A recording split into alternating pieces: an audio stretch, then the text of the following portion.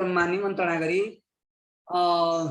विभिन्न विषयहरूमा छलफल र काव्यिक अनुभूति र काव्य रचना कविताको रचनासँग सम्बन्धित केही सैद्धान्तिक विषयवस्तुमा छलफल गर्नेछौँ, अन्तरङ्ग कुराकानी गर्नेछौँ र त्यसै गरी अतिथिको रूपमा आमन्त्रण गरिनुभएका आदरणीय कविज्यूका सिर्जना छन्द कविताहरूको चाहिँ रसस्वादन पनि गर्ने गरेका छौँ र आज हाम्रो काव्यिक यात्राको 5औं पाइला हो, 6औं पाइला हो र आज हामीसँग अतिथिको रूपमा हुनुहुन्छ आदरणीय रोहिणी न्यौपाने सर, जो जनजागृति माध्यमिक विद्यालय पिठुवा रत्नगर नगरपालिका अन्तर्गतको विद्यालयमा विगत लामो समयदेखि शिक्षण गर्दै आइरहनु भएको छ र उहाँले लामो समयदेखि कविता सृजना पनि गर्दै आउनु भएको छ। सर्वप्रथम यो शैक्षिक दर्पण युट्युब च्यानल शैक्षिक दर्पणको काव्यिक यात्रा पाइला 6 मा यहाँलाई हार्दिक स्वागत गर्न चाहन्छु।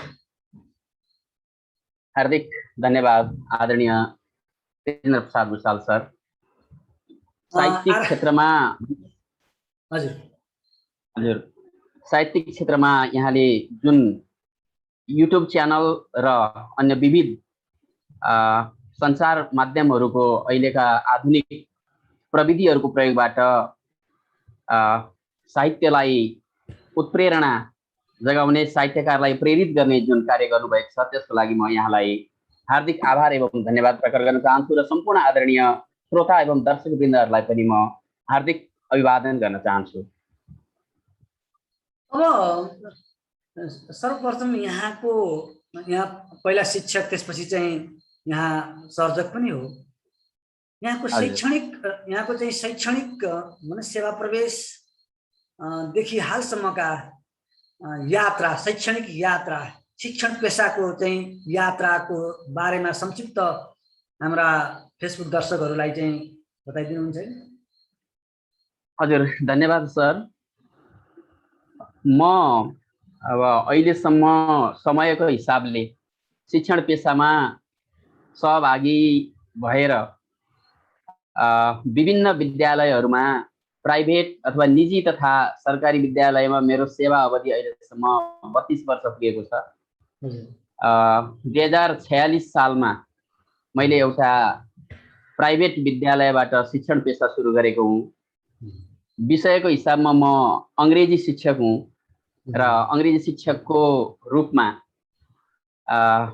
सरकारी सेवामा 2048 सालबाट मैले प्रवेश गरेँ र त्यसपछि निरन्तर अंग्रेजी शिक्षकको रूपमा म हालसम्म कार्यरत नै छु सर।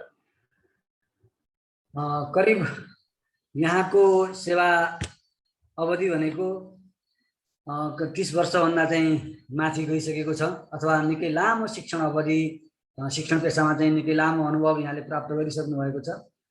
अनि यहाँको एउटा सर्जकको रूपमा यहाँले चाहिँ आफ्नो यात्रा प्रारम्भिक पाइला कहिलेदेखि चाहिँ चाल्नुभयो, कहिलेदेखि चाहिँ यो यात्रा सुरु गर्नुभयो? हजुर सर धन्यवाद।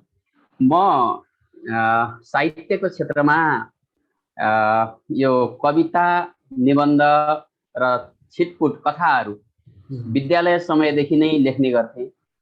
मेरो हजुरबुवा पण्डित हुनुहुन्थ्यो र उहाँ पण्डित साथसाथै शिक्षण पेशामा पनि आबद्ध हुनुहुन्थ्यो र उहाँको समयमा उहाँले पाठ गर्ने विभिन्न किसिमका संस्कृतका श्लोकहरू, संस्कृतलाई हामीले जसमा सांगीतिक गुण भएको भाषा भनेर चिन्छौं र त्यो उहाँले वाचन गर्दै जाँदाखेरि, पढ्दै जाँदाखेरि मलाई त्यसप्रति असाध्यै धेरै आकर्षण भयो।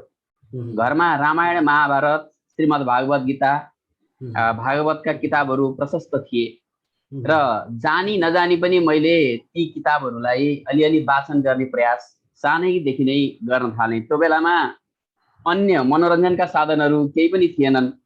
समय बिताउन विद्यार्थी समयमा साँझ बिहान पढेर बाँकी रहेको अन्य समयहरू तिनै हजुरबासँग सम्बन्धित धार्मिक साहित्यिक पुस्तकहरू पढ्ने र अनि भानुभक्तीय रामायण थियो, भानुभक्तीय रामायणलाई भाका मिलाएर पढ्ने बानी बस्दा बस्दै लेखन शैलीप्रति मेरो झुकाव गएको हो भन्ने म ठान्छु सर। अब यहाँले प्रारम्भमै कवितातर्फ यहाँको चाहिँ ध्यान आकर्षण भयो अथवा चाहिँ कवितामा आफ्नो साहित्यिक यात्रा कविताबाट प्रारम्भ गर्नुभयो अथवा चाहिँ एकदमै प्रारम्भिक यहाँले सम्झेसम्म या अन्य कुनै विधाबाट गर्नुभयो कि चाहिँ सबैलाई एकसाथ अगाडि लिएर जाने गरी प्रारम्भ गर्नुभयो? प्रारम्भिक चरणको कुरा गरेँ मैले। हजुर, प्रारम्भिक चरणमा म लमजुङको सर्वोदय माध्यमिक विद्यालयबाट एसएलसी पास गरेको हुँ र त्यो समयमा हामीलाई नेपाली पढाउने तीर्थराज अधिकारी गुरु हुनुहुन्थ्यो। उहाँ त्यो समयमा एउटा प्रतिष्ठित कवि नै हुनुहुन्थ्यो। उहाँले हामीलाई नेपाली पढाउँदाखेरि हरेक दिन नयाँ नयाँ उहाँका सिर्जनाहरू सुनाउने गर्नुहुन्थ्यो र उहाँले हामीलाई पनि यस्तै किसिमले लेख्नुपर्छ भनेर प्रेरणा दिने पनि गर्नुहुन्थ्यो। कक्षामा हामीले सोध्थ्यौँ, गुरु कविता लेख्न सजिलो त छैन, कसरी लेख्ने भनेर हामीले सोद्धा उहाँले पहिला त गाह्रो हुन्छ, तैपनि एउटा खुला स्वच्छ आकाश मुनि रमाइलो चौरमा अथवा डाँडाको छेउमा चौतारीमा गएर एक्लै गएर बसेर आफूलाई मन लाग्ने भाषामा न न न न न अथवा ल ला ल ला ला अथवा कसरी हुन्छ, कुन भाका मनपर्छ त्यो भाकामा गुनगुनाउने गर्ने हो भने बिस्तारै कविता लेख्ने सिपको विकास हुन्छ भनेर गुरुले हामीलाई बताउनुहुन्थ्यो। मलाई त्यो कुरा अहिले पनि एकदमै मेरो मानसपटलमा प्रत्यक्ष अहिले पनि गुरुका शब्दहरू त्यसरी गुन्जिरहेका छन् र म अहिले कविता लेख्दाखेरि पनि पहिला कुन छन्दमा कविता लेख्ने हो त्यो छन्दमा गुनगुनाउँछु र त्यसपछि शब्दहरूलाई त्यसभित्र भर्ने प्रयास गर्छु सर। प्रारम्भ नै कविताबाट गर्नुभयो यहाँले चाहिँ आफ्नो साहित्यिक यात्रा? हजुर हजुर, एकदमै। मैले पहिलो कविता म 8 कक्षामा पढ्दाखेरि विद्यालयमा आयोजित कविता कार्यक्रममा मैले कविता वाचन गरेको हुँ र त्यो कविता मभन्दा ठुला 9-10मा पढ्ने दाइ दिदीहरूसँग प्रतिस्पर्धात्मक हिसाबले प्रथम हुन पुग्यो र त्यसले मलाई एकदमै राम्रो प्रेरणा, पहिलो पटकको प्रयासमा नै म प्रथम भएपछि त्यसले मलाई असाध्यै हौसला दियो र अनि बिस्तारै कलम त्यसैमा चल्यो। अहिले 1-2 लाइन त्यो कविता स्मरणमा छैन होला? अब त्यो बेलाको कविता मैले कक्षामा मैले पहिलोचोटि आफूले कविताको हिसाबमा कुरा गर्दाखेरि मलाई लाग्छ 6 कक्षामा पढ्दाखेरि होला। सरले भानुभक्तको बारेमा पढाउनु भयो गुरुले। भानुभक्तको बारेमा पढाउँदाखेरि भानुभक्त पुरा पनि कवितामै गर्न सक्नुहुन्थ्यो र उहाँलाई प्रकाशमा ल्याउने काम मोतीरामले गर्नुभयो, मोतीराम भट्टले गर्नुभयो भन्ने कुराहरू गर्नुभयो। त्यही क्रममा अरू कुनै एकजना साथीले सोध्नुभयो, अनि तपाईको घर कहाँ हो भन्दा पनि कवितामै भन्ने त गुरु भनेर साथीले सोध्नुभयो। अनि त्यसपछि गुरुले भन्नुहुन्थ्यो नि भनेर गुरुले भन्नुभयो। अनि के भन्नुहुन्थ्यो होला गुरु भनेर साथीले सोध्नुभयो। त्यसपछि मैले फ्याक्ट उठेर भने, घर मेरो त नहुँ त, घर मेरो त नहुँ त गाउँ चुदी हो, के गाउँ त रम्गा भने त्यही किसिमले मैले त्यो लयमा, त्यो भानुभक्तीय रामायणको लयमा 2टा लाइन त्यो बेलामा बताएँ। अनि भानुभक्त पनि प्रसिद्ध नरमा जसको त नाउँ पनि भन्ने थियो त्यहाँ। अनि त्यसैको आधारमा चाहिँ मैले घर उनको त नहुँ त बेसी चुदी हो, गाउँ त रम्गा भन्थे होलान् भनेर त्यसलाई मैले आफ्नो पाराले बनाएर भनेपछि अनि गुरुले हो यसले कविता लेख्छ होला पछि भनेर गुरुले मलाई त्यसै बेलामा एकदमै उत्प्रेरणा दिनुभयो र त्यो टुटे फुटेका कुराहरूबाट कसरी प्रेरणा मिलेको छ।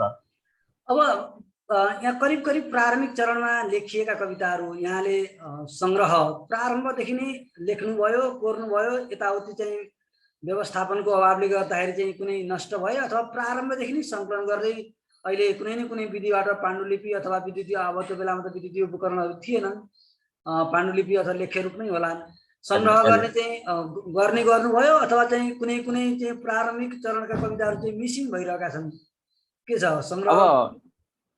हजुर त्यस सन्दर्भमा मेरो एउटा दुःखद घटना छ सर। हजुर म एसएलसी लमजुङबाट पास गरेँ, लमजुङ दुर्गाडा सर्वोदय माध्यमिक विद्यालयबाट। अनि मैले प्रारम्भिक कालमा लेखेका कविताहरू एउटा रजिस्टरमा यहाँ सङ्ग्रह गरेर राखेको थिएँ सबै। अनि त्यसपछि ती कविताहरू पछि आफू सँगसँगै जहाँ जाँदा पनि मेरो त्यो किताबको थुप्रोमा त्यो रजिस्टर सँगसँगै हुन्थ्यो। र अनि एकपटक मलाई लाग्छ 51 सालमा हो, 2051 सालमा म जनजागृति माविमा अध्यापन कार्य सुरु गरिसकेको थिएँ। त्यो बेलामा पूर्वी राप्तीको बाँध फुटेर वर्षा क्षेत्रमा अलिकति बाढी आयो। र बाढी आएपछि मेरो त्यो पाण्डुलिपि सहितको त्यो सङ्ग्रह डायरी कहाँ पुर्यायो, रजिस्टर कहाँ पुर्यायो त्यो चाहिँ नि त्यसले चाहिँ मलाई साहित्यिक क्षेत्रमा असाध्यै ठुलो पीडाबोध हुन्छ सर अहिले पनि। अब यहाँले सङ्ग्रह गर्न भ्याउनु भएका कविताहरू मध्येको चाहिँ प्रारम्भिक चरणका 1-2 कविताहरू, यहाँको छनौटका 1-2 कविताहरू चाहिँ सुनौ। हजुर हुन्छ सर। अब म एउटा मैले धेरै जसो छन्दमा तर चाहिँ सुरुमा धेरै लामो कविता नलेखिकन मुक्तकको हिसाबमा कुराहरू लेख्ने गरेको थिएँ अलिअलि। र मलाई साहित्यमा प्रकृति प्रेम मनपर्छ, प्रकृतिसँग सम्बन्धित कुराहरूलाई मनपर्छ र त्यसमा मैले आफ्नोपना पनि पाउँछु। त्यस सन्दर्भमा मैले एउटा लेखेको छु स्त्रग्मिणी छन्दमा। म यहाँ वाचन गर्न चाहन्छु। फूल जस्तै थियो जिन्दगी फुल्दथ्यो, चाँद जस्तै थियो चाँदनी खुल्दथ्यो। फूल जस्तै थियो जिन्दगी फुल्दथ्यो, चाँद जस्तै थियो चाँदनी खुल्दथ्यो। ती बिहानी सदा बागमा शीतको बिन्दु मोती सरी घाममा रम्दथ्यो। त्यस्तै अर्को पनि सँगसँगैको त्यस्तै मुक्तक छ स्त्रग्मिणीमा नै। दौडँदा दौडँदै रोकिँदै झेलमा, पौडँदा पौडँदै ठोकिँदै भेलमा। दौडँदा दौडँदै रोकिँदै झेलमा, पौडँदा पौडँदै ठोकिँदै भेलमा। जित पो मिल्छ या आसमा जिन्दगी, होमिए घात आघातका खेलमा। होमिए घात आघातका खेलमा। धन्यवाद सर। अब प्रारम्भदेखि नै यति मिठो भावमा, यति मिठो भाकामा, यति मिठो चाहिँ छन्दमा यहाँले चाहिँ कविता प्रारम्भ गर्नुभएको रहेछ। र पक्कै पनि त्यसभन्दा पछिल्ला दिनहरूमा यहाँका कविताहरू अझै बढी परिष्कृत हुँदै गए होलान्। अब यहाँले चाहिँ शिक्षण पेसामा प्लस त्यसपछि चाहिँ साहित्यको सेवामा पनि लाग्नु भएको छ। यहाँ जस्तै नेपालमा शिक्षण पेसामा आबद्ध भएर पनि साहित्यको सेवामा लाग्ने, विभिन्न विधामा साहित्यको सेवामा लाग्ने हजारौं शिक्षक साथीहरू हुनुहुन्छ। साहित्य अन्तर्गत पनि अझै कविताको विधामा पनि छन्दको विधामा चाहिँ योगदान पुर्याउने, साहित्य सेवा गर्ने धेरै चाहिँ साहित्य सेवी माननीय सम्मानित व्यक्तित्वहरू शिक्षक साथीहरू हुनुहुन्छ। अब हामीले अब शिक्षण पेसामा आबद्ध हुनुभएका शिक्षक कविहरूको बिचमा आफ्नो चाहिँ कवित्वको, आफ्नो चाहिँ यो चाहिँ सृजनशील अब चाहिँ क्षमताको, यो सृजनाको बारेमा एउटा चाहिँ अनुभवहरू आदान प्रदान गर्ने, सिपहरू आदान प्रदान गर्ने त्यस्तो कुनै चाहिँ एउटा मञ्च, त्यस्तो एउटा कुनै चाहिँ एउटा फोरम यहाँले चाहिँ त्यस्तो आवश्यकताको महसुस गर्नुभएको छ? हजुर एकदम पक्कै पनि सर। अब व्यक्तिगत रूपमा म मेरो कुराबाट सुरु गर्छु। म अब वास्तवमा नेपाली साहित्यको विद्यार्थी होइन, नेपाली मेरो रुचिको विषय मात्रै हो। म शिक्षणको हिसाबमा अङ्ग्रेजी पढाउँछु भनेर मैले अघि नै भनिसकेँ।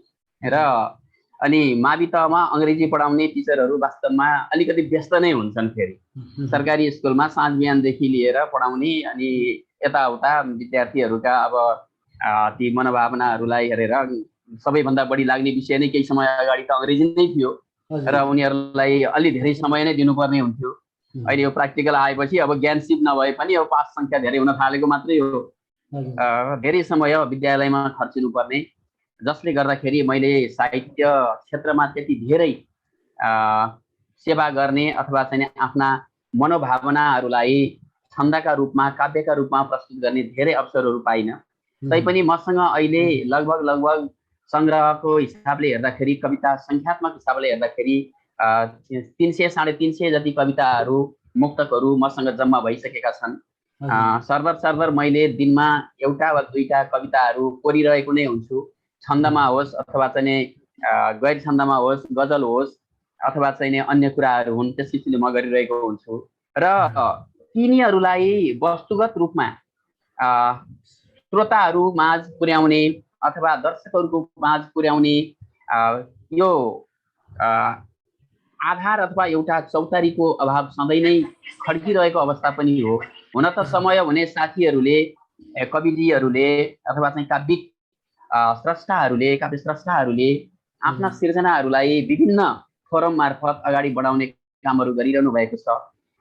मैले पनि सानैदेखि मेरो पहिलो कविता मलाई लाग्छ मर्स्याङ्दी भन्ने कवितामा प्रकाशन भएको थियो जस्तो लाग्छ मलाई धेरै अगाडि। र अनि त्यसपछि त्यो कविताको त्यो साहित्यिक पत्रिकाको अहिले निरन्तरता छैन। अनि त्यस्तै किसिमले म विद्यालयमा शिक्षण पेसामा आएपछि पनि खुट्टा रूपमा वीरेन्द्र क्याम्पसमा पढ्दाखेरि पनि क्याम्पसको मुखपत्रहरूमा विभिन्न समयमा मैले कविताहरू प्रकाशन गरेको थिएँ। साथसाथै विद्यालयका मुखपत्रहरू अनि विभिन्न वार्षिकोत्सवमा निस्किने कुराहरूदेखि लिएर मैले विद्यालयका गानहरू, अहिले जनजागृतिको स्वर्ण महोत्सवको समयमा मैले जनजागृतिको स्वर्ण महोत्सव गान रचना गरेर त्यसलाई सङ्गीत भर्ने काम हाम्रै विद्यार्थी भाइले गर्नुभयो र त्यो अहिले पनि हामीलाई सङ्गीत धुनको रूपमा हामीसँग प्राप्त छ, गीतको रूपमा नै प्राप्त छ। यसरी विभिन्न समयमा, विभिन्न अवसरमा विभिन्न फुटकर कविताहरू प्रकाशनको हिसाबले, प्रसारणको हिसाबले सञ्चालन हुने भए तापनि एउटा सशक्त मञ्चको अभाव चाहिँ नि भइरहेकै थियो। र विभिन्न समयमा युट्युब यो एफएमहरूबाट पनि मैले एक दुईचोटि अन्तर्वार्ताहरू अथवा चाहिँ त्यस्तै साहित्यिक गफका सिलसिलाहरूमा आफ्नो विचारहरू प्रस्तुत गर्ने अवसर पाएको थिएँ। लगभग एक वर्ष अगाडि नै हो, चितवन एफएम टाढी रत्नगरबाट पनि यस्तै किसिमको एउटा कार्यक्रम प्रसारण भएको थियो। त्यसको लागि म तत्कालीन कार्यक्रम प्रस्तुता भाइलाई धन्यवाद दिन चाहन्छु। र अहिले हाम्रो यो जुन फोरम बनिरहेको छ, सरले एउटा सञ्चालन गर्नुभएको छ, युट्युब च्यानल शैक्षिक दर्पण सञ्चालन गर्नुभएको छ। मैले त्यसका पुराना युट्युबका सङ्ग्रहहरूलाई हेर्ने गरेको छु र साथसाथै अहिले हामीले सरको विशेष पहलमा र अन्य विभिन्न अग्रज स्रष्टाहरू सरहरू जो अहिले चाहिँ नै लगभग शिक्षण पेसाबाट निवृत्त भएर एउटा फुर्सदको जिन्दगी जिरहनु भएको छ, उहाँहरूको प्रेरणाबाट एउटा साहित्यिक कार्यक्रम सञ्चालन भइरहेको छ। काव्य शिक्षण पेसामा आबद्ध कविहरूको कविता वाचन कार्यक्रम भन्ने जुन सरले सञ्चालन गरेको छ, त्यसमा पनि मैले धेरै पटक आफ्ना कविताहरू प्रस्तुत गर्ने र कार्यक्रमलाई सञ्चालन गर्ने अवसर पाएको छु, जसले गर्दाखेरि आफ्ना सिर्जनाहरू, थन्किएका कुराहरूलाई सबैका सामु उजागर गर्ने, आफ्नो विचारलाई सम्प्रेषित गर्ने अवसर मिलेको छ भन्ने मलाई लाग्छ। अहिले हामी प्रत्यक्ष नभए पनि भर्चुअल संसारमा रमाउन पाएका छौँ र यसले हामीलाई संसारभरि सुन्ने, बुझ्ने मौका झन् सहज तरिकाले दिएको छ भन्ने मलाई लाग्छ सर।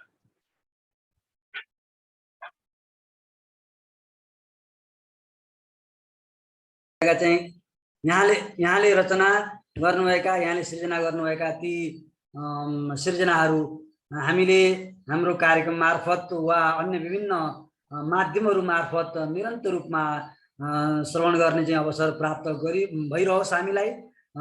त्यो चाहिँ यहाँको चाहिँ पहलमा हामी त्यो कामना गर्दछौँ। र अब हामी एउटा कविता सुन्छौँ यहाँको, र सम्भव भएसम्म विभिन्न रसका, विभिन्न छन्दका अलग अलग विविधता सहितका चाहिँ कविताहरू हामीले आज यहाँबाट चाहिँ सुन्ने अपेक्षा गरेका छौँ। हजुर हजुर सर हुन्छ। म एउटा यहाँ सुरुमा एउटा श्रगबेडी छन्दकै गजलबाट म एउटा सुरु गर्छु है त सर। अघि पनि मैले श्रगबेडीमा नै पाठ गरेको थिएँ दुईटा टुहरू। अहिले म एउटा गजल श्रगबेडी छन्दको बहर मुद्दारी श्रगबेडी छन्दमा लेखेको एउटा गजल यहाँहरू सामु प्रस्तुत गर्छु। के भयो हाँस्न गाह्रो भयो, के भयो हाँस्न गाह्रो भयो, जिन्दगीको व्यथा मास्न गाह्रो भयो, जिन्दगीको व्यथा मास्न गाह्रो भयो।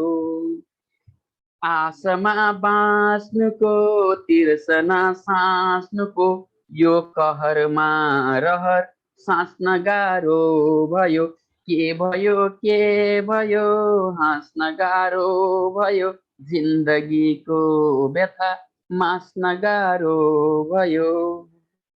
साथमा दर्दका भारी बोक्दै यहाँ प्रेमका मार्गमा हाँक्न गाह्रो भयो, साथमा दर्दका भारी बोक्दै यहाँ प्रेमका मार्गमा हाँक्न गाह्रो भयो, के भयो हाँस्न गाह्रो भयो, जिन्दगीको व्यथा मास्न गाह्रो भयो। बेसरी भावना सल्बलाए पनि सिर्जना रागमा बाँच्न गाह्रो भयो, बेसरी भावना सल्बलाए पनि सिर्जना रागमा बाँच्न गाह्रो भयो, के भयो हाँस्न गाह्रो भयो, जिन्दगीको व्यथा मास्न गाह्रो भयो। लम्कँदै जिन्दगीको गति चालुमा खै यहाँ राख्न गाह्रो भयो, लम्कँदै जिन्दगीको गति चालुमा खै यहाँ राख्न गाह्रो भयो, के भयो हाँस्न गाह्रो भयो, जिन्दगीको व्यथा मास्न गाह्रो भयो। धन्यवाद सर।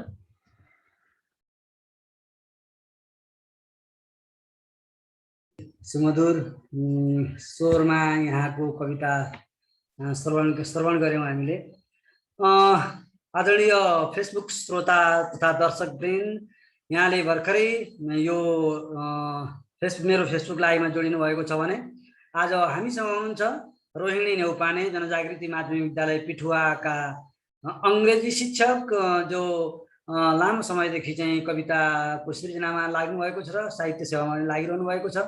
आज अतिथिको रूपमा उहाँ हाम्रो यस कार्यक्रममा अन्तरङ्ग कुराकानीमा हुनुहुन्छ।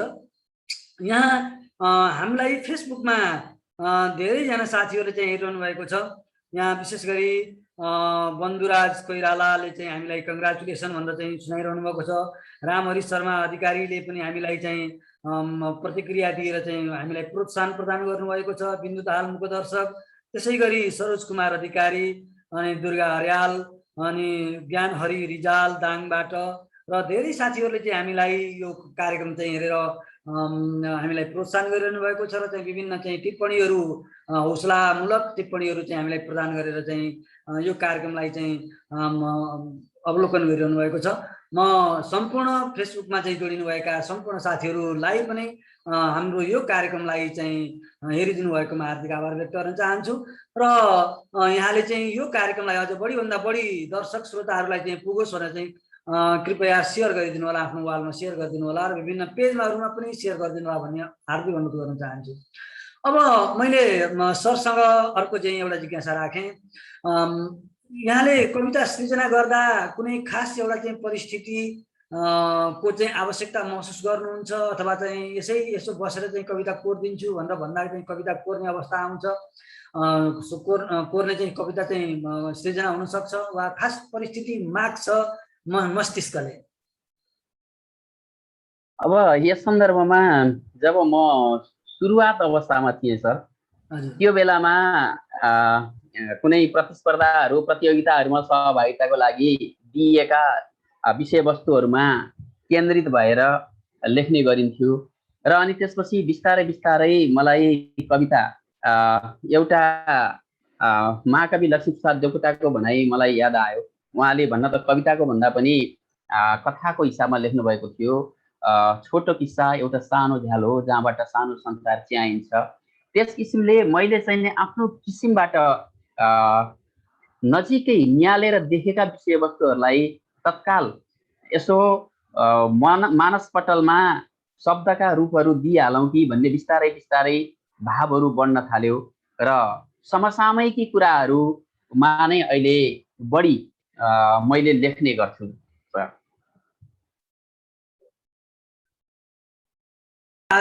मध्येको करिब करिब मैले चाहिँ प्रारम्भिक चरण नै भनेको छु। प्रारम्भिक चरणका केही अन्य एक दुईवटा कविताहरू चाहिँ श्रवण गराउँछ।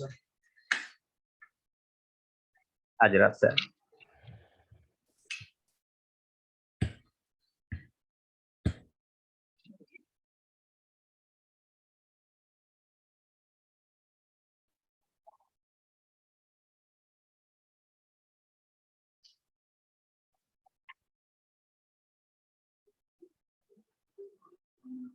अब प्रारम्भिक चरणका भुजङ्ग प्रयात छन्दमा लेखिएका केही टुक्राहरू म यहाँ राख्ने अनुमति चाहन्छु सर। मैले सुरुमा अघि नै भने मैले प्रारम्भिक चरणमा छन्दमा मुक्तकहरू लेख्ने प्रयास गरेर अनि तिनीहरूलाई पछि बिस्तारै लामो कवितामा लग्ने प्रयास गरेको हुँ। यस सन्दर्भमा केही एक दुईवटा टुक्राहरू। भुजङ्ग प्रयास। यहाँ छैन कोही अगाल्ने मलाई, मरोए पीडामा सम्हाल्ने मलाई। यहाँ छैन कोही अगाल्ने मलाई, मरोए पीडामा सम्हाल्ने मलाई। खरानी भएको जीवितै भए नि, चिताभित्र हेरी निहाल्ने मलाई। चिताभित्र हेरी निहाल्ने मलाई। त्यस्तै अर्को छ। अहो भाग्य कस्तो, अहो भाग्य कस्तो खुबै शास्ति लाइस, बनी काल रात्रि सधैँ नै सताइस। अहो भाग्य कस्तो खुबै शास्ति लाइस, बनी काल रात्रि सधैँ नै सताइस। भएँ एक यस्तो नमिल्ने किनारा, मलाई लगारे र के नै कमाइस। भएँ एक यस्तो नमिल्ने किनारा, मलाई लगारे र के नै कमाइस। त्यस्तै अर्को छ। मखै के सुनाऊ कुनै याद छैन, बगेकै छ पानी यहाँ बाँध छैन। मखै के सुनाऊ कुनै याद छैन, बगेकै छ पानी यहाँ बाँध छैन। बनेको छ आशा अमावस्या जस्तै, बनेको छ आशा अमावस्या जस्तै। उज्यालो दिने खै कतै चाँद छैन, उज्यालो दिने खै कतै चाँद छैन। जति सुनौ त्यति सुनौ लागिरहने यहाँका यी सृजनाहरू ले अझै सगरमाथा चुमुन, म त्यो कामना गर्न चाहन्छु। र मैले अर्को एउटा चाहिँ जिज्ञासा यो संवादकै क्रममा राखेँ। यहाँ कविता लेख्नुहुन्छ, यो यहाँले चाहिँ सृजना गर्नुभएका कविताहरू शिक्षण पेसामा, शिक्षण सिकाइको सामग्रीको रूपमा पनि कतै प्रयोग गर्नुभएको छ वा के छ अवस्था? हामीले गर्न सक्छौँ त्यसलाई, ती सृजनाहरूलाई, ती कविताहरूलाई? अवश्य नै सर, अवश्य नै पनि।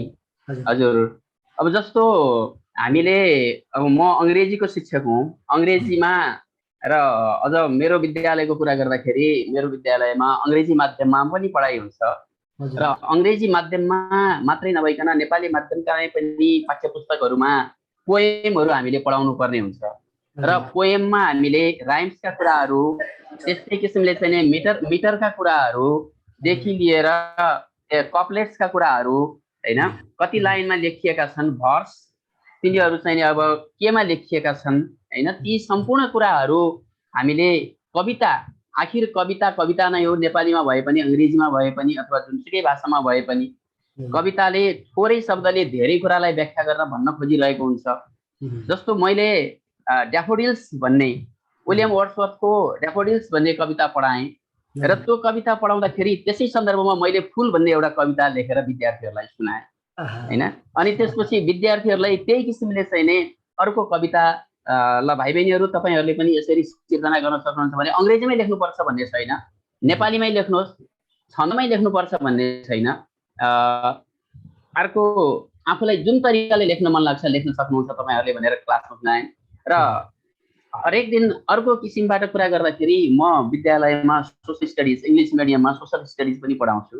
सोसल स्टडिजमा पनि अब हामीले हाम्रो कल्चरका कुराहरू पढाउनु पर्छ, हाम्रो संस्कृतिका कुराहरू, भाषा साहित्यका कुराहरू, जसमा चाहिँ नि हामीले विभिन्न क्षेत्रमा गाइने गीतहरूदेखि लिएर त्यहाँका हरेक कुराहरू, जस्तो पश्चिमतिरका देउडाका कुराहरू हुन् अथवा चाहिँ नि मध्य क्षेत्रमा गाइने मारुनीहरूका कुराहरू हुन् अथवा पूर्वीय क्षेत्रमा गाइने प्रयोग गरिने साकेलाका कुराहरू हुन्, यी विभिन्न कुराहरू हामीले चाहिँ नि आखिरीमा ती सबै कविताहरू नै हुन्। गीत ती लयमा गाइए, तिनीहरू नाच्नको लागि प्रयोग गरिए, ती अलग कुरा छ, तर चाहिँ नि तिनीहरू काव्यका एउटा रूप नै हुन् र त्यसलाई आफूले लेखिएका कुराहरूलाई विद्यार्थी भाइ बहिनीहरूलाई सुनाउँदै यो ठाउँमा यस किसिमको कुराहरू हुन्छ, यस्ता किसिमले सिर्जनाहरू गरिन्छन् र तिनीहरूलाई यसरी उपयोगमा ल्याउन सकिन्छ भनेर शैक्षणिक सामग्रीको रूपमा पनि तिनीहरूलाई सही तरिकाले उपयोग गर्दै विद्यार्थीहरूको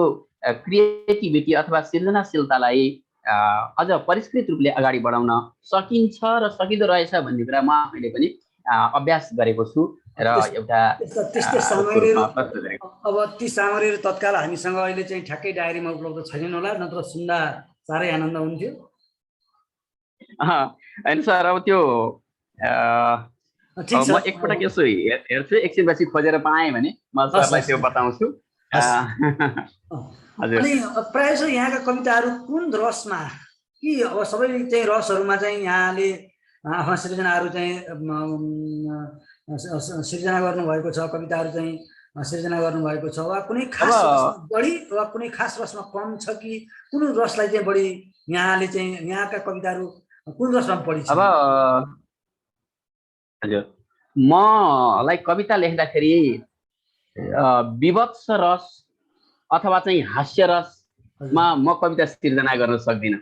मलाई लाग्छ अब ममा त्यो कुराको कमी छ है। म चाहिँ नि कुनै डरलाग्दो घिनलाग्दो विषयवस्तुहरूलाई प्रस्तुत गरेर कविता लेख्न सक्दिनँ। अनि त्यस्तै किसिमले म मेरो साहित्य सिर्जनालाई चाहिँ नि हँसाउने तरिकाले पनि प्रस्तुत गर्न सक्दिनँ। त्यो चाहिँ नि अब ममा त्यसको कमी नै छ भन्ने कुरा म स्वीकार्छु र प्राय गरेर शान्त रसमा नै रचिएका हुन्छन् सर मेरा कविताहरू। अब चाहिँ यहाँको छनौटमा परेको चाहिँ अर्को एउटा कविता छ। हजुर, म एउटा अर्को यो भुजङ्ग प्रयातकै एउटा धुलो भन्ने शीर्षकको कविता म यहाँहरूसँग प्रस्तुत गर्छु। अब जिन्दगीलाई मैले धुलोसँग तुलना गरेर अनि त्यसपछि लेखेको छु र म धुलो भएरै उडेको छु आज, म हावासरी बग्दछु रात साँझ, म धुलो भएरै उडेको छु आज, म हावासरी बग्दछु रात साँझ, न मेरो कुनै एक अस्तित्व यहाँ, म बग्दैछु यो भेलले लान्छ जहाँ। न मेरो कुनै एक अस्तित्व यहाँ, म बग्दैछु यो भेलले लान्छ जहाँ। मलाई कसैले लगाउन् टीका, पखालेर हिँड्छन् म मानेर दिक्क। मलाई कसैले लगाउन् टीका, पखालेर हिँड्छन् म मानेर दिक्क। सबै ठान्दछन् अर्थ के भो र मेरो, कतै काम नै छैन मैलो अँधेरो। सबै ठान्दछन् अर्थ के भो र मेरो, कतै काम नै छैन मैलो अँधेरो। ममा फूल फक्रन छ देख्दैन कोही, ममा बीज उम्रन छ लेख्दैन कोही। ममा फूल फक्रन छ देख्दैन कोही, ममा बीज उम्रन छ लेख्दैन कोही। सबै फूलको मात्र गर्छन् बखान, बिना धुलको फूल हो यो नठान। सबै फूलको मात्र गर्छन् बखान, बिना धुलको फूल हो यो नठान। तिमीले हिँडेको छ आधारमै हुँ, बिरुवा बढेको छ संसारमै हुँ। म छोपेर बस्दिन्छु आघात सारा, म धुलो हुँ आकाशमा बन्छु तारा। म छोपेर बस्दिन्छु आघात सारा, म धुलो हुँ आकाशमा बन्छु तारा। अब हामीलाई फेसबुकमा हेरिरहनु भएको छ तारा तिवारी, सुकमित गुरुङ, कृष्ण कुमार सहानी, भरत मोहन अधिकारी, देवेन्द्र तिवारी, बन्धुराज कोइराला, ज्ञानेश्वर पौड्याल, उहाँहरूले चाहिँ हामीलाई चाहिँ फेसबुकमा हेरिरहनु भएको छ। र त्यसै गरी वाइपी ढकालले सर नमस्कार, रोहिणी सरको चाहिँ स्वर ज्यादै जादुमय स्वर छ भनेर चाहिँ हामीलाई प्रोत्साहन दिनुभएको छ। कतिवटा हरिशरण कतिवटा सरले चाहिँ बधाई छ भनेर चाहिँ हामी दुवैलाई बधाई दिनुभएको छ। यसरी हामीलाई चाहिँ हाम्रो चाहिँ यो कार्यक्रमलाई, यहाँको यो प्रस्तुतिलाई चाहिँ प्रोत्साहन हुने गरी चाहिँ विभिन्न प्रतिक्रियाहरू हामीलाई प्राप्त भएका छन्। यसै सन्दर्भमा मैले अर्को एउटा जिज्ञासा यहाँ समक्ष राख्ने कोसिस गरेँ। यहाँ आफूले कविता लेख्नुहुन्छ, हाम्रो चाहिँ विशेष गरी कविता लेखनमा चाहिँ 2-3 पुस्ता अघिल्लो पुस्ता जो संस्कृत अध्ययन गरेर चाहिँ उहाँहरू चाहिँ अलि क्लिष्ट विषयवस्तु, क्लिष्ट शब्द भाव प्रयोग गरेर चाहिँ कविता लेख्ने एउटा अघिल्लो पुस्ताका गुरुहरू हुनुहुन्थ्यो। करिब उहाँहरू अब चाहिँ एक तरिकाले चाहिँ अब स्थापित कविहरू, हामीले केही कविहरू चाहिँ गुमाइसकेका छौँ, केही कविहरू चाहिँ अब जीवनको उत्तरार्धमा हुनुहुन्छ। दोस्रो पुस्ताका कविहरू अहिले पनि निरन्तर रूपमा चाहिँ कविता सिर्जनामा लागिरहनु भएको छ। अब हामी भनेको करिब चाहिँ एउटा चाहिँ उमेरको हिसाबले तेस्रो चाहिँ पुस्ताका कविहरू हौँ। यसरी यो पुस्तान्तरण, यो सिपको पनि पुस्तान्तरण हुँदै आइरहेको छ। अब यो पुस्तान्तरण हुनको निमित्त अझै जुन मात्रामा पुस्तान्तरण हुनुपर्ने हो त्यो मात्रामा पुस्तान्तरण भइरहेको चाहिँ हामीले पाउँदैनौँ। अघिल्लो कविबाट पछिल्लो सम्भावित कविहरूमा यो सिप चाहिँ पुस्तान्तरणको निमित्त हाम्रो तर्फबाट अथवा चाहिँ कविहरूको तर्फबाट चाहिँ चाल्नुपर्ने पहल कदमीहरू के हुन सक्छ? हजुर, धन्यवाद सर। यो एकदमै समसामयिक मात्रै नभनिकन एकदमै ज्वलन्त प्रश्न हो। यो छन्द कविताको सन्दर्भमा म कुरा गर्न चाहन्छु। विशेषतः अहिले केही समय अगाडिसम्म मलाई लाग्छ छन्द कविता मृतप्राय भइसकेको थियो।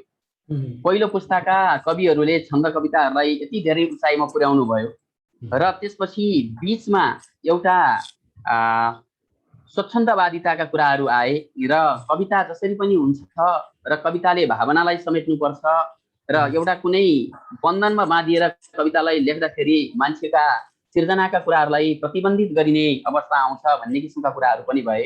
हो, स्वतन्त्र रूपले मानिसले बन्धनमा बाँधिएर कविताहरू लेख्नलाई, छन्दमा बाँधिएर कविताहरू लेख्नलाई पक्कै पनि गाह्रो हुन्छ।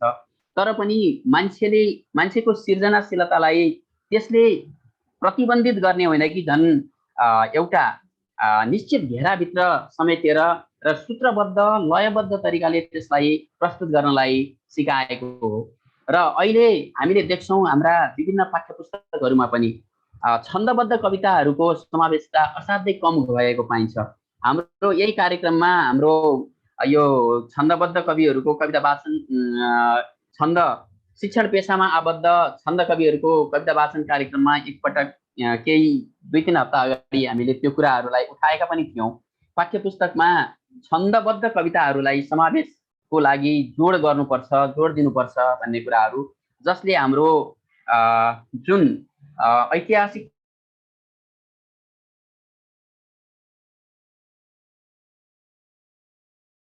हाम्रो पिङ्गल छन्ददेखि लिएर जुन विभिन्न किसिमका छन्दहरू छन् त्यसले चाहिँ नै मान्यता पाउँदै पछिल्लो पिँढीहरूमा हस्तान्तरण हुँदै जाओस् र नयाँ सृजनशीलता भएका व्यक्तिहरूलाई, कविहरूलाई लेख्ने प्रेरणा मिलोस् भन्ने ध्येयका साथ ती कुराहरूलाई निरन्तरता दिनु जरुरी छ।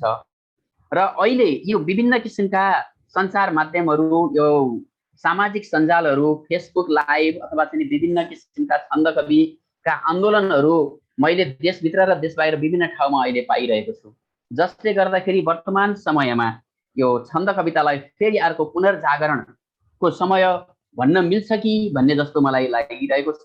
र राज्यले यो जुन कविता लेखनको कार्य छ त्यसलाई प्रोत्साहन दिने कामहरू गर्नुपर्छ।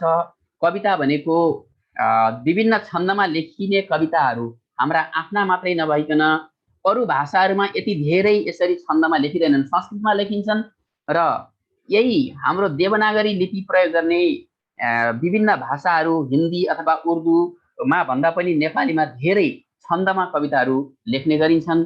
ती कुराहरूले निरन्तरता पाउन सक्यो भने हाम्रो प्राचीनताको गौरवलाई हामीले सधैँ अक्षुण्ण राख्न सक्छौँ, कायम राख्न सक्छौँ र नयाँ पिँढीलाई पनि हामीले उनीहरूको सृजनाशीलता, हाम्रा पिता पुर्खाहरूको सृजनाशीलता र उनीहरूको क्षमतालाई हस्तान्तरण गर्न सक्छौँ भन्ने मलाई लाग्छ।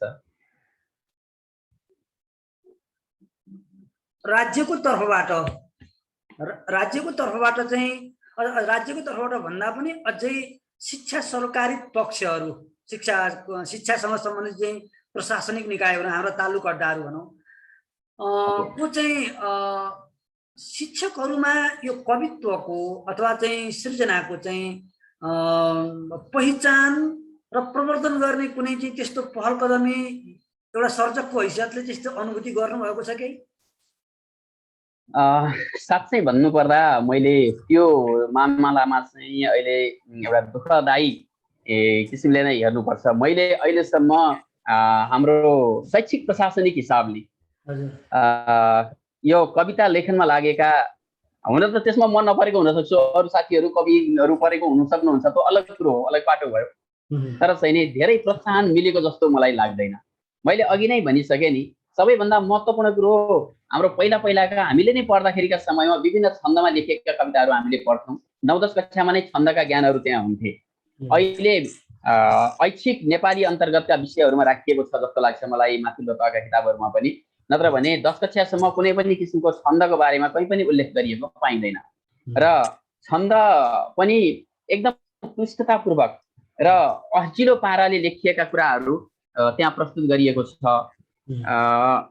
त्यस कारणले राज्यको हिसाबले र शैक्षिक प्रशासनिक हिसाबले यो छन्द साहित्य, यो कविताको क्षेत्रलाई विशेष प्रोत्साहन दिनु आवश्यक छ भन्ने मलाई लाग्छ। के गरिदियोस् शिक्षासँग सम्बन्धित विभिन्न प्रशासनिक निकायहरूबाट भन्ने चाहिँ यहाँको विचार छ? के हुनु पर्थ्यो? अब हजुर, त्यस सन्दर्भमा हामीले साना बालबालिकाहरूलाई नै सृजनशीलता सिकाउने हो र विभिन्न किसिमका यसले महत्त्वपूर्ण भूमिका खेल्ने भनेको विभिन्न क्षेत्रमा गरिने कवि गोष्ठीहरू नै हो। छन्दमा लेखिने कविताहरूको कवि गोष्ठीहरूको आयोजना गर्ने र विभिन्न किसिमका प्रोत्साहनहरू दिने अथवा विभिन्न अब जस्तो सकिन्छ त्यस किसिमको प्रोत्साहन पुरस्कार भन्ने कुरा अथवा चाहिँ नि प्रशंसा भन्ने कुरा एउटा सानो प्रशंसा पत्रले पनि मानिसलाई धेरै ठुलो प्रोत्साहनको रूपमा काम गरिरहेको हुन्छ। ती कुराहरू मार्फत यो शैक्षणिक प्रशासनिक क्षेत्रले हाम्रो जुन अब अहिले चाहिँ स्थानीय तहमा नगरपालिकाले हेरिरहेको छ अथवा चाहिँ जिल्ला समन्वय एकाइले हेरिरहेको छ अथवा यी विभिन्न क्षेत्रहरूले जतिलाई आफूले समेट्न सकिन्छ ती क्षेत्रहरूलाई समेटेर यो सृजनशीलतालाई अगाडि बढाउनको लागि प्रोत्साहन गर्नुपर्छ भन्ने मलाई लाग्छ। हस्, अब एउटा शिक्षक हुनुको नाताले र कवि पनि हुनुको नाताले विद्यार्थी अभिभावकहरूप्रति एउटा शिक्षाको महत्त्वलाई चाहिँ एउटा सन्देशको रूपमा सम्प्रेषण गर्ने कुनै कविता अहिले झट्टै यहाँको अगाडि चाहिँ डायरीमा उपलब्ध छन्? त्यो विषयमा चाहिँ केन्द्रित रहे। अब यस सन्दर्भमा ठिक छ, मैले हजुर अब म अलिकति पृष्ठभूमि मात्रै भन्छु, त्यो यहाँ सम्भवतः उपलब्ध नहुन सक्छ। पोहोर ट्याक्क एसएलसी को अघिल्लो दिनमा आएर एसएलसी बन्द भयो। एसएलसी को परीक्षा चैतको 6 गतेबाट एसएलसी सञ्चालन हुने अवस्था थियो भनिएको थियो।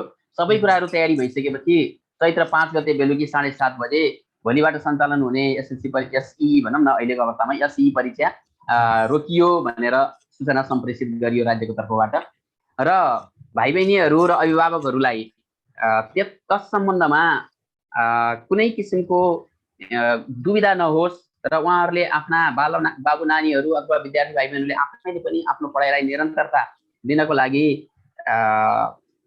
त्यो कुनै न कुनै समयमा त परीक्षा भइ नै हाल्छ अथवा कसरी हुन्छ भन्ने कुरा निर्गल नभएको भन्नको लागि मैले एउटा कविता रचना गरेर आफैले वाचन पनि गरेर प्रस्तुत गरेको थिएँ। त्यो अहिले मसँग ठ्याक्कै उपलब्ध चाहिँ भएन। करिब अब पोहोर मलाई लाग्छ पोहोर चैतको 11 गते मैले त्यो कविता लेखेर अनि वाचन सहित प्रस्तुत गरेको थिएँ सर। अब कविताको चाहिँ छन्द हामीले नामै नसुनेका शास्त्रीय छन्दहरू पनि सयौं शास्त्रीय छन्दहरू छन्। यो सर्वसाधारण चाहिँ श्रोताले नसुनेका तर शास्त्रीय छन्दका चाहिँ सूचीमा सूचीकृत भएका चाहिँ छन्दहरू पनि छन्। यहाँले चलन चल्ती भन्दा अलिकति बाहिर कम चलन चल्तीमा रहेका कुनै चाहिँ छन्दमा पनि कविता लेख्ने प्रयत्न गर्नुभएको छ? त्यस सन्दर्भमा मैले ठ्याक्कै भन्नुपर्दा छैन सर।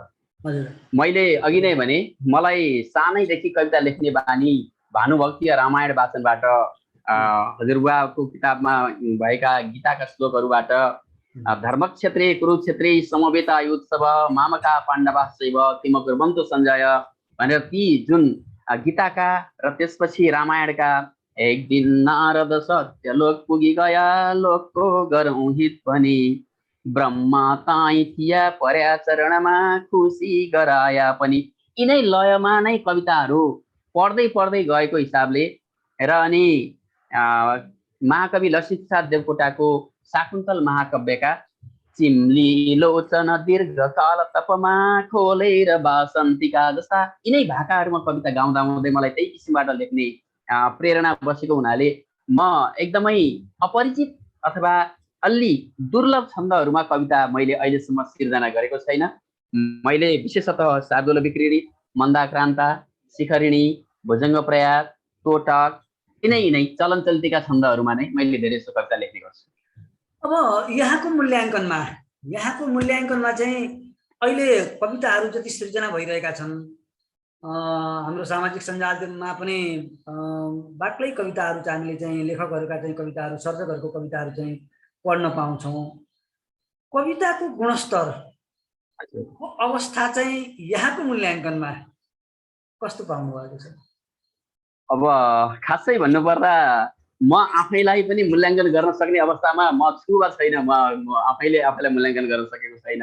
म आफूले लेखेर प्रस्तुत गरेका कविताहरू माथिल्लो तहका कविहरूले अथवा साहित्यकारहरूले सर्जकहरूले बहुत राम्रो लेखे भनेर चाहिँ मैले किताब प्रस्तुत अहिलेसम्म मैले भने नि करिब 350 वटा फुटकर कविताहरू र विभिन्न पत्र पत्रिकामा प्रकाशन भएको बाँकी मैले ठ्याक्कै किताबकै रूपमा चाहिँ अहिलेसम्म प्रकाशन गरेको छैन। म निकट भविष्यमा नै प्रकाशन गर्ने क्रममा चाहिँ छु।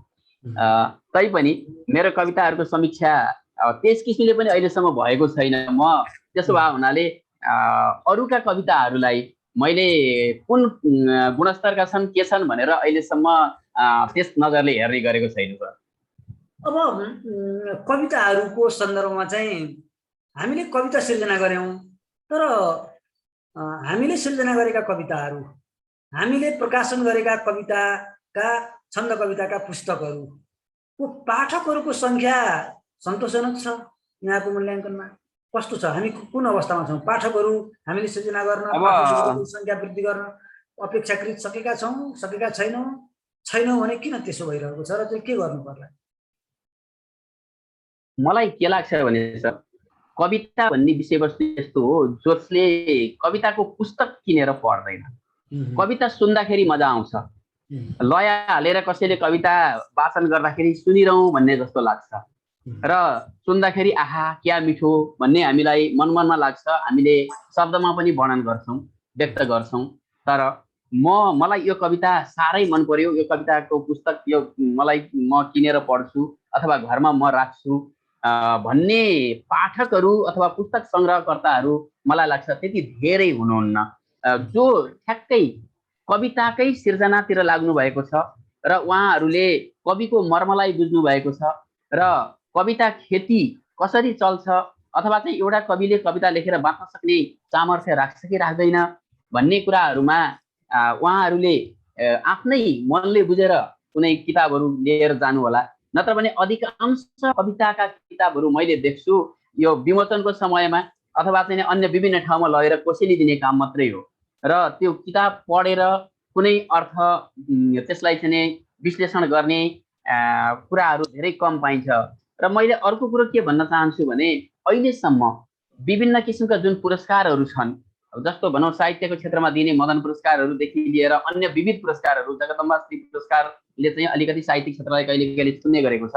नत्र भने कविताकै पुस्तकलाई मदन पुरस्कार दियो, यसलाई दियो भनेर मलाई लाग्छ औँलामा गर्न सकिने पुस्तकहरू पनि छैन होला। तसर्थ यो समीक्षाको विषयमा अथवा चाहिँ पाठकको विषयमा, रुचिको विषयमा मैले अघि नै भने नि कविता सुन्दाखेरि मजा लाग्छ, रमाइलो लाग्छ र मनमा आनन्द आउँछ। जसरी हामीलाई यो एउटा सङ्गीत हो, मिठा गीतहरू सुनेर हामी सानोमा आमाले लोरी गाएर सुताएको जस्तो अहिले पनि हामी मिठा गजलहरू, गीतहरू सुनेर निदाउन अथवा चाहिँ रमाउन चाहन्छौँ, मनमा आनन्द लिन चाहन्छौँ। कविताहरूले त्यही भूमिका खेलेका हुन्छन्। तर कविता साँच्चीकै कविताको रूपमा ख्याति पाएर जतासुकै धेरैका हातमा धेरै पाठकहरू भने त्यसले प्राप्त गर्न सकेको छैन सर। अब अन्त्यमा करिब हामी चाहिँ कार्यक्रमको चाहिँ अन्त्यतिर नै छौँ। हामीले अझै एउटातिर कविताहरू चाहिँ सुन्छौँ। कवितामा, छन्दको कवितामा रुचि राख्ने, छन्दको कविता लेख्नको लागि चाहिँ कलम समाउने तर कापीमा चोक्न नभ्याउनु भएका, अर्थात् कविता सुन्दा आनन्द लाग्ने, लेख्न पाए हुन्थ्यो भन्ने मनमा एउटा चाहिँ भावको सृजना भएका तर कविता चाहिँ सृजना गर्न चाहिँ प्रारम्भ गरि नसक्नु भएका चाहिँ हाम्रा दर्शक श्रोताहरूलाई यहाँ एउटा कविको हैसियतले के सुझाव दिन चाहनुहुन्छ? धन्यवाद सर। मलाई यो फोरममा म आफैलाई कवि ठान्दिनँ, किनभने मैले एउटा पनि पुस्तक प्रकाशन गरेको छैन र यहाँ कवि भनेर भनिदिनु भएको छ। त्यसले मलाई नै कता कता अलिकति असिलो महसुस भइरहेको छ। तैपनि अब मैले भने नि मसँग करिब 350 वटा फुटकर कविताहरू छन् र कविताको सङ्ख्याले म सानो कवि चाहिँ भइसकेको छु कि भन्ने अब अहिले सरको भनाइले अलिअलि लाग्यो। तैपनि ममा त्यो क्षमताको विकास भइसकेको छ भन्ने मलाई लाग्दैन। तर के छ भने नि हामीले फुर्सदको समयमा यदि हामीमा काव्यिक क्षमता छ, कविता लेख्ने क्षमता छ भने त्यसलाई हामीले समय मिलाएर जतिखेर पनि सिर्जना गर्न सकिन्छ।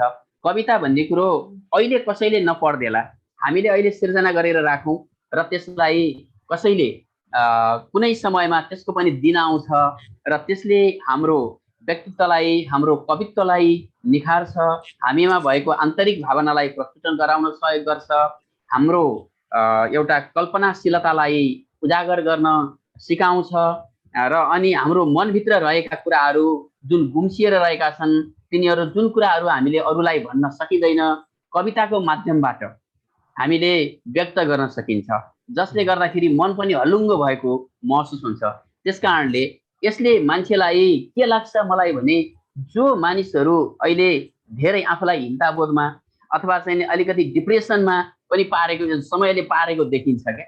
अहिले नै भनौँ न यो लकडाउनको अथवा मानिसहरू विभिन्न रोजगारविहीन भएर बेरोजगारी भइरहेको अवस्थामा के गर्ने कसो गर्ने मानिसहरू कुलतमा फस्ने समय छ भने मजासँग चुरोटको सर्को तानेर बस्नुभन्दा कुनै देखेका कुराहरूलाई शब्दमा उतारिदिने हो भने त्यसले समय पनि जान्छ र साथसाथै त्यसले आफ्नो सृजनाशीलतालाई पनि बढावा दिन्छ र अनि मनमा गुम्सिएका भावनाहरूलाई पनि सहज तरिकाले प्रस्तुत भएर मनलाई पनि सजिलो कसैको अगाडि गएर घुक्क रोएको जस्तै किसिमको फिलिङ हुन्छ यो कविता प्रस्तुत गर्दाखेरि, कवितालाई व्यक्त गर्दाखेरि। त्यसकारण मनलाई पनि हलुङ्गो बनाउँछ, मेरो विचारमा त्यो हो। अब हामीले दुईटा कविता सुन्छौँ, त्यसपछि हामी कार्यक्रमको चाहिँ अन्त्य गर्छौँ। दुईटा कविता मध्ये यहाँको मूल्याङ्कनमा यहाँले सार्वजनिक गर्नुभएको सामाजिक सञ्जाल मार्फत अथवा कुनै चाहिँ फोरममा मञ्चमा प्रत्यक्ष रूपमा चाहिँ सार्वजनिक गर्नुभएको र चाहिँ मान्छेहरूले चाहिँ अलिक धेरै मन पराइएको जस्तो चाहिँ यहाँलाई लागेको कुनै कविता यहाँसँग भएका मध्येको कुनै एउटा कविता सुन्नु। हुन त अब सबै चाहिँ एउटा चाहिँ अभिभावकको निम्ति सबै सन्तान उत्तिकै महत्त्वपूर्ण र उत्तिकै चाहिँ माया लाग्दा हुन्छन्, तैपनि त्यसमध्ये पनि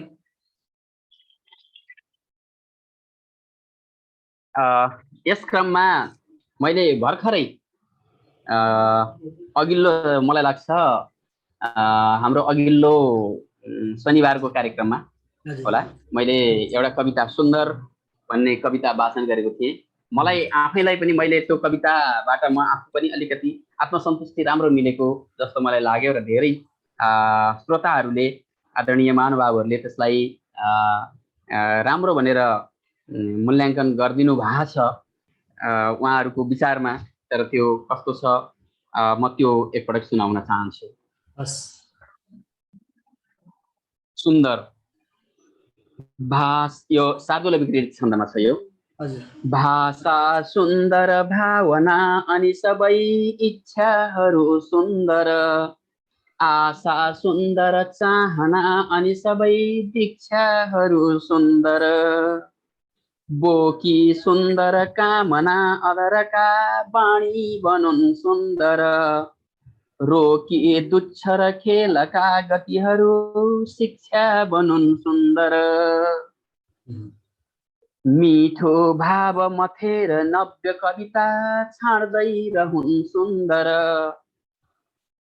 आँटो खुब मुछेर सज्जन मिठो व्यञ्जन मिठो बाँड्दै रहन् सुन्दर, आला चरचर दुःखका क्षणहरू घट्दै रहन् सुन्दर, काला दुर्मति कर्मदेखि दुनिया हट्दै रहन् सुन्दर, माटो सुन्दर खेतमा फसलका दाना झुलुन् सुन्दर, पाटो सुन्दर बागमा कुसुमले नाना फुलुन् सुन्दर, बाटो सुन्दर मार्गमा पथिकका आस्था कुलुन् सुन्दर, साँच्चै सुन्दर झागमा वनचरी नाच्दै गरुन् सुन्दर, हेर्दा सुन्दर पालुवा कलीहरू फक्रिरहुन् सुन्दर, देवात्मा सरी देशका जनहरू बाँचिरहुन् सुन्दर, वर्षा शीतल नीर सञ्चित गरी साँचिरहुन् सुन्दर, प्यारा सुन्दर बालिका चपल भई नाचिरहुन् सुन्दर, माला प्रेम र सत्यको सकलले उन्दै रहन् सुन्दर, भाका गाउँ पहाडका सबतिरै सुन्दै रहन् सुन्दर, जे हुन्छ सदैव सुन्दर बनोस्, माया बनोस् सुन्दर। हट्दै कष्ट र दर्दका क्षणहरू, काया बनोस् सुन्दर। जे हुन्छ सदैव सुन्दर बनोस्, माया बनोस् सुन्दर। हट्दै कष्ट र दर्दका क्षणहरू, काया बनोस् सुन्दर। धन्यवाद सर। अब अन्त्यमा हामी कार्यक्रमको अन्त्यमा छौँ। अन्त्यमा भक्ति रसका केही कविताहरू यहाँका चाहिँ अथवा चाहिँ भक्ति रसका विशेष गरी चाहिँ देश प्रेमसँग सम्बन्धित कुनै कविताहरू, धेरै चाहिँ विषयवस्तु समेटिएका कविताहरू सुन्यौँ। अब एउटा चाहिँ देश प्रेमसँग सम्बन्धित चाहिँ एउटा कविता, राष्ट्र प्रेमको सन्देश सम्प्रेषण गर्ने चाहिँ एउटा कविता अन्त्यमा सुन्यौँ। डायरीमा नभए कुनै श्रृङ्गार रसको पनि हुन्छ। हजुर, अब म एउटा गजल प्रस्तुत गर्छु सर लास्टमा, एउटा अन्तिममा। मैले यहाँ ती सबै यहाँ कलेक्सनलाई यहाँ लिएर अगाडि आइन एउटा गजल प्रस्तुत गर्ने अनुमति चाहन्छु।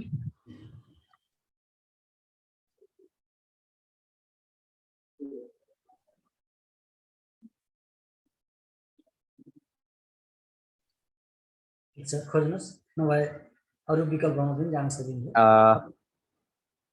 हजुर छ सर, म एउटा गजल।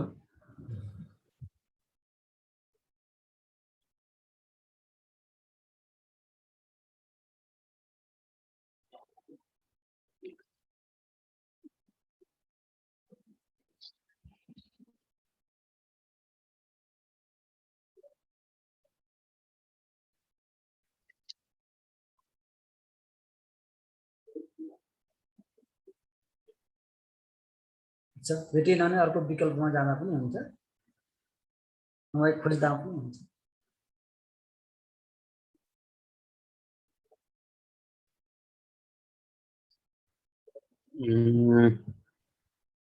म अहिले यो वर्तमान परिप्रेक्ष्यमा लेखिएको यो कोरोना कहरको सन्दर्भमा लेखिएको एउटा कविता यहाँ प्रस्तुत गर्छु।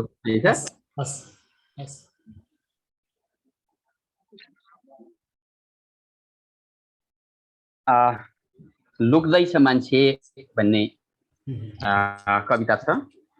यो पनि शार्दूल विक्री छन्दमा नै छ।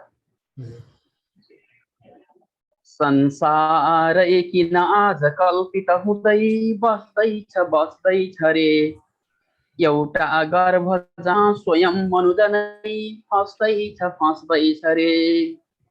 हेर्दा बाहिर मन्जरी कुसुमका फुल्दैछ बास्ना छ रे, मान्छे बस्दछ त्रासमा रुमलिँदै एकान्त खोजी गरी। आहा देख्दछ बागमा पवनले छर्दैछ नौलोपना, पन्छी कोकिल कण्ठले मधुरता भर्दैछ यो नन्दना। इच्छा हुन्छ उडुकी भुरु गरी स्वच्छन्द आकाशमा, फर्की बस्दछ त्रासमा रुमलिँदै एकान्तको बासमा। यो कस्तो दिन आज भाइरसले ल्यायो हो त्रासको, मान्छे लुक्दछ बाँच्न खातिर अहो ढोका थुनी आशको।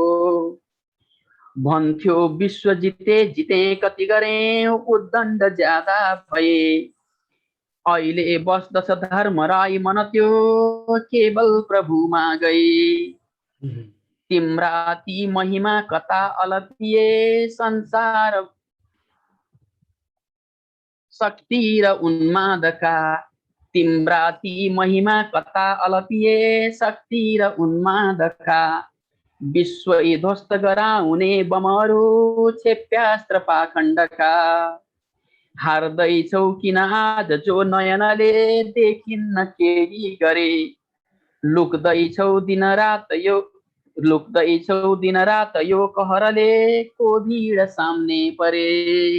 निस्कन्छौ यदि बाहिरै पनि भने छोपेर हिँड्ने गर तिम्रो त्यो अनुहार या बस तिमी आनन्द मान्दै गर निस्कन्छौ यदि बाहिरै पनि भने छोपेर हिँड्ने गर तिम्रो त्यो अनुहार या बस तिमी आनन्द मान्दै गर आफ्ना कर्म र ज्ञानमै पनि यहाँ मान्छे अनाडी बन्यो एउटा सूक्ष्म जीवाणुले जिति गयो हारेर लुक्दै गयो आफ्ना कर्म र ज्ञानले पनि यहाँ मान्छे अनाडी बन्यो एउटा सूक्ष्म जीवाणुले जितिदियो मारेर लुक्दै गयो। हार्दिक धन्यवाद सर। अन्त्यमा यहाँले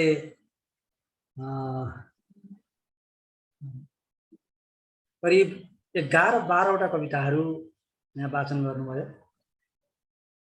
हाम्रो निमन्त्रणलाई स्वीकार गरेर आफ्नो व्यस्त समयलाई पनि व्यवस्थापन गरेर यो हाम्रो युट्युब च्यानल शैक्षिक दर्पणको काव्यिक यात्रा पाइला 6 मा यहाँ आइदिनु भयो, आफ्ना सृजना सुमधुर स्वरमा सुनाइदिनु भयो। यसको निमित्त म मेरो व्यक्तिगत तर्फबाट र युट्युब च्यानल शैक्षिक दर्पणको तर्फबाट म यहाँप्रति आभार व्यक्त गर्न चाहन्छु। हार्दिक धन्यवाद एवं आभार आदरणीय तेजु प्रसाद विशाल सर र शैक्षिक दर्पण युट्युब च्यानल शैक्षिक दर्पणलाई मलाई आज यो प्रत्यक्ष कार्यक्रममा सहभागी हुने अवसर जुटाइदिनु भयो र मेरा मनमा रहेका खुल्दुलीहरू, मेरा भावना र मैले बेला बखतमा सिर्जना गरेर थन्क्याएर राखेका मेरा सन्तानहरूलाई आज यहाँ धेरै श्रोता दर्शकहरूको अगाडि प्रस्तुत गर्ने जुन अवसर प्रदान गर्नुभयो त्यसको लागि म सर्वप्रथम त यहाँलाई र युट्युब च्यानल शैक्षिक दर्पणलाई हार्दिक धन्यवाद दिन चाहन्छु। साथसाथै हजारौं श्रोता दर्शकहरू जसले प्रत्यक्ष सहभागिता जनाएर यो कार्यक्रममा हेरिरहनु भएको छ, उहाँहरूबाट पनि मलाई आज